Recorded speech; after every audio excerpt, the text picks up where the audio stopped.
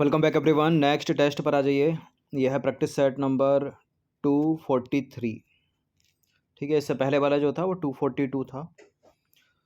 और इस टेस्ट में हम प्रैक्टिस करने वाले हैं ज्योग्राफी के प्रश्नों पर। सारे के सारे प्रश्न इंपॉर्टेंट हैं, एनसीईआरटी से लिए गए हैं।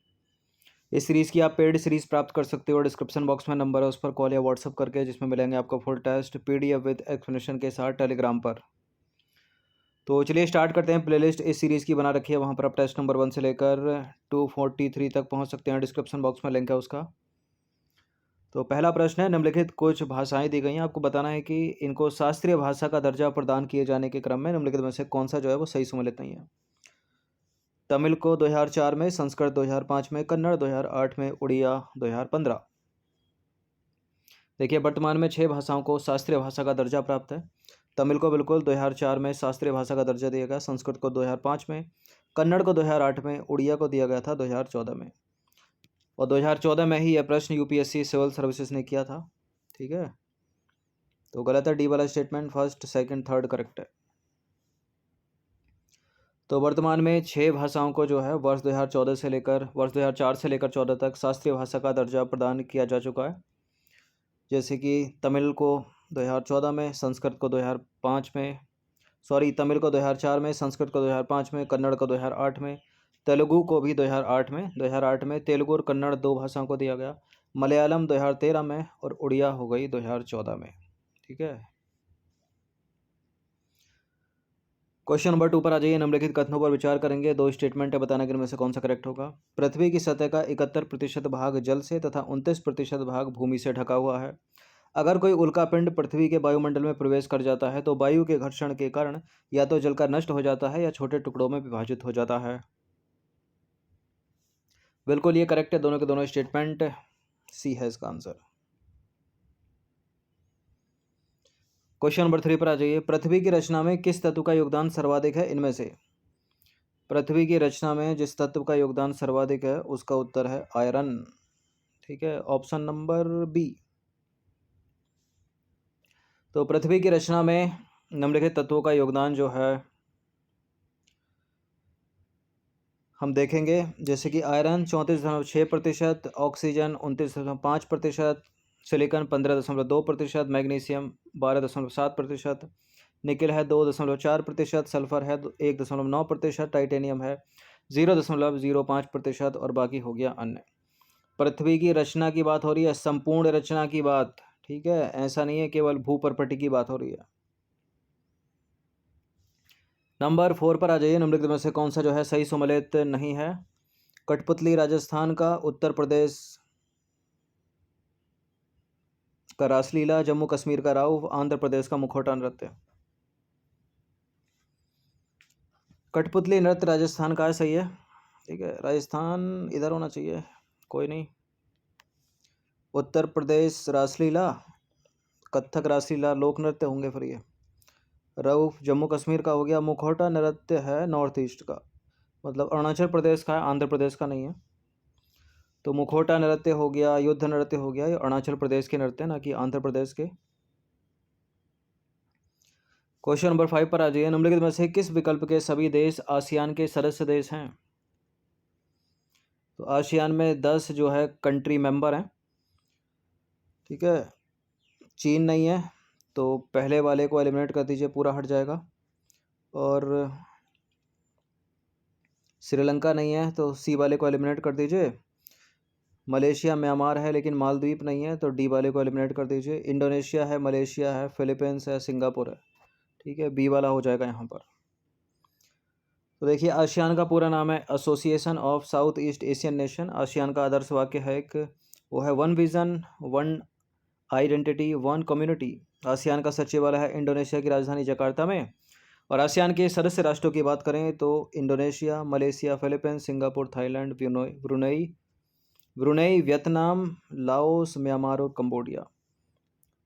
तो माँ से म्यांमार है, ठीक है, मलेशिया है, म्यांमार है, लेकिन मालदीव नहीं है। ये सब पता होना चाहिए। आसियान में कौन मेंबर है, ठीक है, ब्रिक्स में कौन मेंबर है, सार्क में कौन मेंबर है, बिम्स्टेक में कौन मेंबर है। नंबर 6 पर आ जाइए। एशियाई विकास बैंक यानी एडीबी, एशियन डेवलपमेंट बैंक से रिलेटेड कौन सा स्टेटमेंट गलत है इनमें से? एशियन डेवलपमेंट बैंक एक क्षेत्रीय विकास बैंक है। इसकी स्थापना हुई थी 19 दिसंबर 1966 को। एडीबी, भारत जो है वो एडीबी का एक संस्थापक सदस्य राष्ट्र है और एडीबी का मुख्यालय है चीन के बीजिंग में। देखिए, एशियाई विकास बैंक एक क्षेत्रीय विकास बैंक है, सही है। इसकी स्थापना 19 दिसंबर 1966 को हुई थी, ये भी सही है। भारत जो है एशियाई विकास बैंक का एक संस्थापक सदस्य देश है। एडीबी का मुख्यालय मनीला के फिलीपींस में है, ना कि चीन के बीजिंग में। गलत है डी वाला स्टेटमेंट। तो एशियाई विकास बैंक या एडीबी या एशियन डेवलपमेंट बैंक का मुख्यालय कहाँ पर है? मनीला के फिलीपींस में, फिलीपींस के मनीला में, सॉरी। नंबर 7 पर आ जाइए। माउंट थुलियर सबसे ऊंची चोटी है। माउंट थुलियर उत्तरी अंडमान की तो सैंडल पीक है, इसको हटा दीजिए। ग्रेट निकोबार की है, ठीक है, ऑप्शन नंबर ए। तो माउंट थुलियर जिसकी ऊंचाई है 642 मीटर, ग्रेट निकोबार की सबसे ऊंची चोटी है, ठीक है। अंडमान निकोबार को कौन अलग करता है? 10 डिग्री चैनल, बहुत पूछते हैं उसको। क्वेश्चन नंबर 8 पर आ जाइए। हैवलॉक द्वीप का नाम ब्रिटिश जनरल डैश हैवलॉक के नाम पर रखा गया था, जिन्होंने ब्रिटिश प्रशासन के दौरान भारत में सेवाएं दी थी। क्या आएगा यहाँ पर डैश में? Sir David Havelock, Henry Havelock, William Havelock, Roger Havelock. देखिए, हैवलॉक द्वीप का नाम British general sir Henry Havelock के नाम पर रखा गया था। तो हैवलॉक द्वीप का नाम British general sir Henry Havelock के नाम पर जो है रखा गया था, जिन्होंने ब्रिटिश प्रशासन के दौरान भारत में सेवाएं दी थी। और आपको ज्ञात हो कि अंडमान निकोबार द्वीप समूह के हैवलॉक द्वीप का परिवर्तित नाम क्या है? स्वराज द्वीप। अगर इन तीनों के परिवर्तित नाम को देखें, जैसे कि रॉस द्वीप का परिवर्तित नाम क्या है? नेताजी सुभाष चंद्र बोस द्वीप। नील द्वीप का क्या है? शहीद द्वीप। और हैवलॉक द्वीप का क्या है? स्वराज द्वीप। क्वेश्चन नंबर 9 पर आ जाए। निम्नलिखित में से किस अंडमान की सबसे ऊंची चोटी सैंडल पीक है? तो अंडमान भी कितने? 4 अंडमान, ठीक है। उत्तरी अंडमान, उसके नीचे है मध्य अंडमान, उसके नीचे है दक्षिणी अंडमान, उसके नीचे है लिटिल अंडमान या छोटा अंडमान। तो उत्तरी अंडमान की है सबसे ऊंची चोटी सैंडल पीक। सबसे उत्तर में उत्तरी अंडमान, सबसे दक्षिण में है छोटा अंडमान या लिटिल अंडमान। क्षेत्रफल की दृष्टि से सबसे बड़ा मध्य अंडमान। ये सब चीज़ें याद रखिएगा। तो उत्तरी अंडमान की सबसे ऊंची चोटी जो है वो सैंडल पीक है। अंडमान के उत्तर में उत्तरी अंडमान है और इसकी सबसे ऊंची चोटी सैंडल पीक है। सैंडल पीक की ऊंचाई कितनी? 738 मीटर।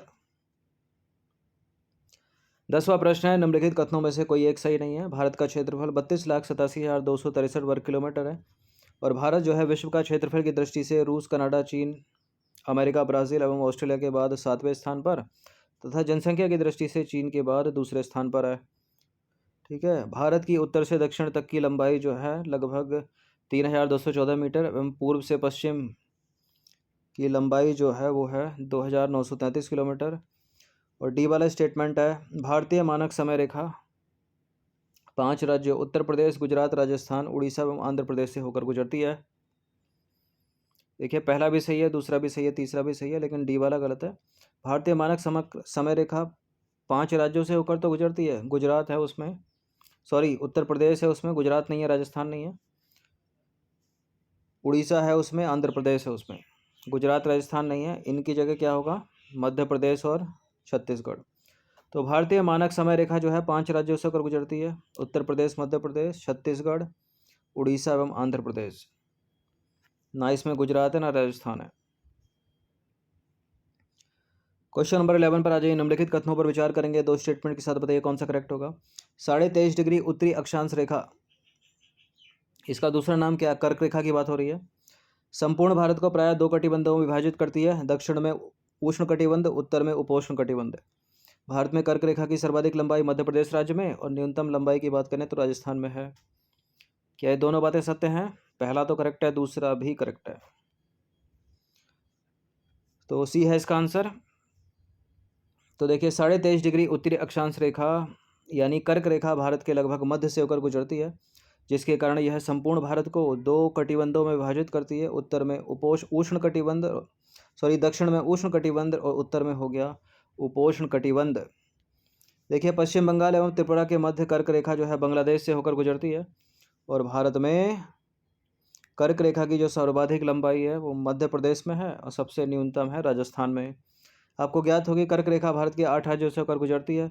जो पश्चिम से पूर्व की ओर अगर हम देखें तो गुजरात है, राजस्थान है, मध्य प्रदेश, छत्तीसगढ़, झारखंड, पश्चिम बंगाल, त्रिपुरा और मिजोरम। उत्तर प्रदेश से होकर गुजरती है क्या कर्क रेखा? नहीं, उत्तर प्रदेश उत्तराखंड से होकर नहीं गुजरती है। क्वेश्चन नंबर 12 पर आ जाइए। निम्नलिखित में से कौन सा सही सम्मिलित है? मालदीव एवं मिनिकॉय के मध्य है 8 डिग्री चैनल, मिनिकॉय एवं लक्षद्वीप के मध्य 9 डिग्री चैनल, लिटिल अंडमान और कार निकोबार के मध्य 10 डिग्री चैनल, और उपरोक्त सभी सही हैं। देखिए यह है पूरा अंडमान। अंडमान के भी 4 पार्ट, ठीक है, उत्तरी अंडमान, मध्य अंडमान, दक्षिणी अंडमान और यह है लिटिल अंडमान। अब यहाँ है 10 डिग्री चैनल, ठीक है, ये 10 डिग्री चैनल है। इसके नीचे है निकोबार, निकोबार में भी ऊपर वाला हो गया कार निकोबार और नीचे वाला हो गया ग्रेट निकोबार। जो इंदिरा पॉइंट है कहाँ पर है? ग्रेट निकोबार में। तो ये वाला तो सही हो गया ना इस हिसाब से। तो ये लिटिल अंडमान, ये है कार निकोबार। और Minicoy Lakshadweep 9 degree channel, Minicoy Maldives 8 degree channel, सारे सही हैं। डी है इसका आंसर। तो 2 द्वीपों के मध्य स्थित संक्रेय समुद्र को जो है चैनल कहते हैं। भारत के आसपास चैनलों के नाम अक्षांश रेखाओं के नाम पर किया गया है। उदाहरण के लिए मालदीव मिनिकॉय के मध्य 8 डिग्री चैनल, मिनिकॉय लक्षद्वीप के मध्य 9 डिग्री चैनल, लिटिल अंडमान और कार निकोबार के बीच है 10 डिग्री चैनल। और इस 10 डिग्री चैनल को आप ये भी मान लो पूरा अंडमान और निकोबार के मध्य। 13वां प्रश्न है, निम्नलिखित कथनों पर विचार करेंगे। पहला स्टेटमेंट है, भारत की सबसे लंबी तटरेखा वाला राज्य आंध्र प्रदेश है। भारत की सबसे छोटी तटरेखा वाला राज्य गोवा। प्रायद्वीप भारत का दक्षिणतम बिंदु है कन्याकुमारी। सही है, इसको गलत मत कर दीजिएगा। प्रायद्वीप भारत बोल रहा है, दक्षिण भारत नहीं बोल रहा है, संपूर्ण भारत नहीं बोल रहा है। प्रायद्वीप भारत का दक्षिणतम बिंदु कन्याकुमारी ही है। और भारत की सबसे छोटी तटरेखा वाला राज्य गुजरात है, लेकिन सबसे लंबी तटरेखा वाला राज्य, सॉरी क्या बोल दिया, भारत की सबसे छोटी तटरेखा वाला राज्य गुजरात है। सही है। भारत की सबसे लंबी तटरेखा वाला राज्य, फिर से गलत बोल देगा, भारत की सबसे छोटी तटरेखा वाला राज्य गोवा है, सबसे छोटी। और भारत की सबसे लंबी तटरेखा वाला राज्य गुजरात है, ना कि आंध्र प्रदेश। और प्रायद्वीप भारत की दक्षिणतम बिंदु कन्याकुमारी। सही है, दूसरा तीसरा सही है, पहला वाला इनकरेक्ट है। तो पहले वाले को एलिमिनेट कर दो तो जरा, जहाँ पर है केवल 2 और 3 हो जाएगा, नहीं सी हो जाएगा। तो भारत की सबसे लंबी तटरेखा वाला राज्य गुजरात है, ना कि आंध्र प्रदेश। आंध्र प्रदेश एवं तमिलनाडु क्रमशः दूसरे और तीसरी स्थान पर है। और भारत की सबसे छोटी तटरेखा वाला राज्य है गोवा। और प्रायद्वीप भारत का दक्षिणतम बिंदु कन्याकुमारी है। किंतु भारत का दक्षिणतम बिंदु की बात करें तो वह है इंदिरा पॉइंट। है कहाँ पर? ये ग्रेट निकोबार में। अब पॉइंट्स की बात हो रही है तो और देख लीजिए, भारत का उत्तरतम बिंदु है इंदिरा कॉल जम्मू कश्मीर में, और सबसे पश्चिमी बिंदु है कुहार मोती गुजरात में, और सबसे पूर्वी बिंदु है किवीथू अरुणाचल प्रदेश में। नंबर 14 पर आ जाइए। निम्नलिखित में से किन देशों के साथ भारत की सीमाएं मानव निर्मित है? मानव निर्मित यानी ये देश बाद में विभाजित हुए होंगे, भारत के पार्ट होंगे। तो भारत से निकला पाकिस्तान, भारत से बांग्लादेश, पहला दूसरा हो गया, फिर ये है इसका आंसर। तो देखिए पाकिस्तान एवं बांग्लादेश को छोड़कर ब्रैकेट में है, क्योंकि इनके साथ भारत की सीमाएं कृत्रिम अथवा मानव निर्मित हैं। और बाकी अफगानिस्तान, चीन, नेपाल, भूटान, म्यांमार के साथ जो है भारत की प्राकृतिक सीमाएं हैं। 15वां प्रश्न है, निम्नलिखित में से कौन सा जो है सही सम्मिलित है? मैकमोहन रेखा चीन अरुणाचल प्रदेश, डूरंड रेखा भारत अफगानिस्तान, पाकिस्तान अफगानिस्तान, रेड क्लिफ रेखा है भारत पाकिस्तान, ये सभी। मैकमोहन इंडिया चाइना, लेकिन अगर डीप में जाएगा तो चीन और अरुणाचल प्रदेश, ये भी सही है। डूरंड रेखा पाकिस्तान अफगानिस्तान, ठीक है। कभी ये अफगानिस्तान और भारत के बीच थी, लेकिन जब भारत पाकिस्तान से अलग हो गया, जब पाकिस्तान भारत से अलग हो गया, तो उसके बाद जो है वर्तमान स्थिति क्या कहती है? डूरंड रेखा पाकिस्तान और अफगानिस्तान, सही है। रेड क्लिफ इंडिया पाकिस्तान, सही है, सारे सही हैं। तो डूरंड रेखा की बात करें तो वर्तमान में पाकिस्तान एवं अफगानिस्तान के मध्य स्थित रेखा है ये। आज़ादी से पहले जब देश का विभाजन नहीं हुआ था, उस समय ब्रिटिश भारत और अफगानिस्तान की सीमा रेखा को डूरंड रेखा कहते थे। मैकमोहन रेखा की बात करें तो चीन एवं अरुणाचल के साथ जो सीमा बनती है उसे हम मैकमोहन रेखा कहते हैं। इसका निर्धारण 1914 में हेनरी मैकमोहन ने शिमला समझौते के दौरान किया था। एक नोट है, उसको याद रखिएगा, पूरे भारत और चीन के साथ लगने वाली रेखा को मैकमोहन रेखा नहीं कहते। रेड क्लिफ लाइन की बात करें तो भारत और पाकिस्तान की सीमा उत्तर दक्षिण की ओर है, ठीक है। इसे जो है रेड क्लिफ लाइन कहते हैं या रेड क्लिफ रेखा कहते हैं। रेड क्लिफ रेखा का निर्धारण सर रेडक्लिफ ने 15 अगस्त 1947 को भारत एवं पाकिस्तान के मध्य जो है किया था। नंबर 16 पर आ जाइए। भारत के किस राज्य की सीमा पड़ोसी देश म्यांमार से नहीं लगती है? तो त्रिपुरा की नहीं लगती है। इसके बाद मिजोरम की लगती है, मणिपुर की लगती है, नागालैंड की लगती है, अरुणाचल प्रदेश की लगती है। अरुणाचल प्रदेश, मणिपुर, नागालैंड, त्रिपुरा की नहीं लगती। त्रिपुरा की लगती है बांग्लादेश से। तो भारत के वो राज्य जो पड़ोसी देश म्यांमार के साथ सीमा बनाते हैं, अरुणाचल प्रदेश, नागालैंड, मणिपुर, मिजोरम। क्रम ऐसे याद रखिए, यानी मिजोरम, मणिपुर, नागालैंड, अरुणाचल। भूटान सीमा बनाता है सिक्किम के साथ, पश्चिम बंगाल के साथ, असम, अरुणाचल प्रदेश के साथ, सभी के साथ।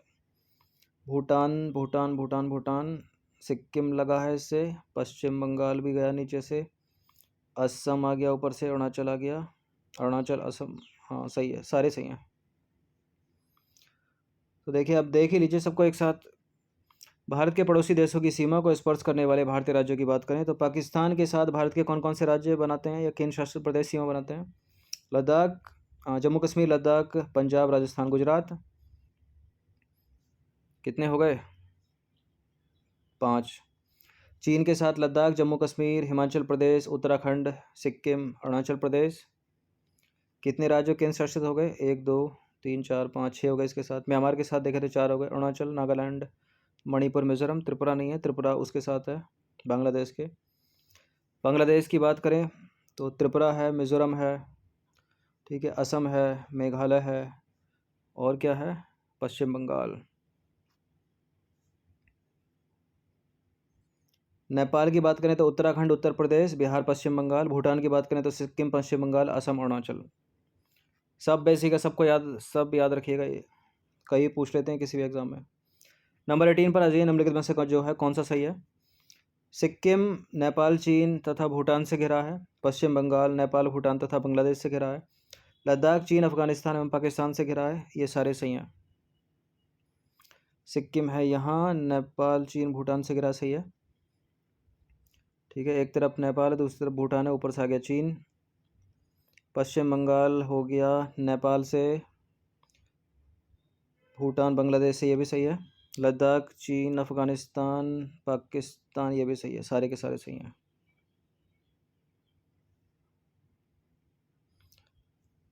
तो देखिए, अफगानिस्तान की सीमा जो है मात्र जम्मू कश्मीर यानी पाकिस्तान अधिकृत कश्मीर को स्पर्श करती है, जो कि अब भारत सरकार द्वारा जारी नए मानचित्र में केवल केंद्र शासित प्रदेश लद्दाख को स्पर्श करती है। इसलिए अपना सी वाला भी सही है, चीन, अफगानिस्तान, पाकिस्तान। नंबर 19 पर आ जाइए। निम्नलिखित में से जो है कौन सा एक सही नहीं है? क्षेत्रफल की दृष्टि से भारत का सबसे छोटा राज्य गोवा है। जनसंख्या की दृष्टि से भारत का सबसे छोटा राज्य सिक्किम।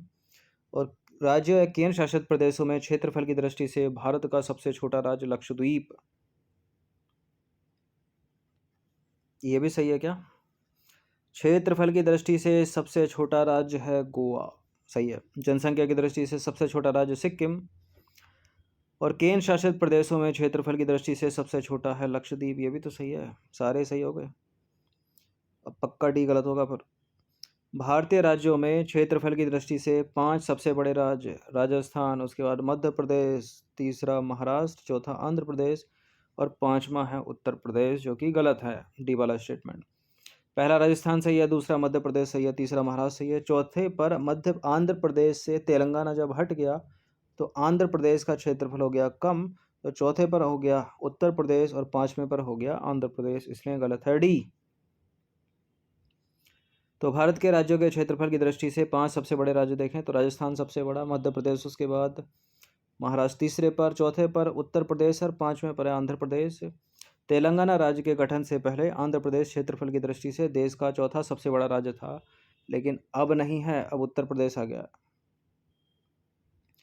20वां प्रश्न है, 4 स्टेटमेंट वाला ये प्रश्न है। निम्नलिखित कथनों पर विचार करेंगे, 4 स्टेटमेंट के साथ बताइए कौन सा सही है। सबसे ज़्यादा राज्यों से सीमा बनाने वाला भारत का राज्य है उत्तर प्रदेश। यहीं क्लियर कर लें इसको, यही सही है क्या?